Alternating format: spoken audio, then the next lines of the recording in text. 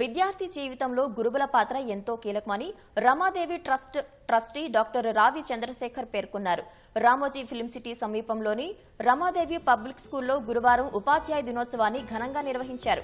Doctor Sarvepalli Radhakrishnan చిత్రపటానికి పూలమాల వేసి నివాళులు అర్పించి జ్యోతి వెలిగించి ప్రారంభించారు. ఈ సందర్భంగా పాఠశాల విద్యార్థులు ఉపాధ్యాయులుగా మారి తమ ప్రదర్శనలతో ఆకట్టుకున్నారు.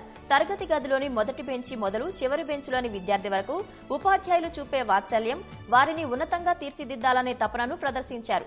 విద్యార్థులు తరగతి గదిలో, క్రీడా ప్రాంగణంలో, పరీక్షల సమయంలో వ్యవహరించే తీరును హాస్యభరిత ప్రదర్శనలతో ఆకట్టుకున్నారు. విద్యార్థి దశలో తమ ఉన్నతికి దోహదపడిన గురువులపై, జీవితంలో ఉన్నత స్థానానికి చేరిన అనంతరం చూపే ఆదరాభిమానాలను ఆలోచనాత్మకంగా ప్రదర్శించారు.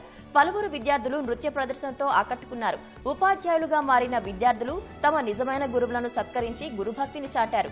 ఈ కార్యక్రమంలో Ramoji film city technical adviser doctor P Chandrasekhar, Ramadevi public school principal Qamar Sultana, ఉపాధ్యాయులు, విద్యార్థులు పాల్గొన్నారు.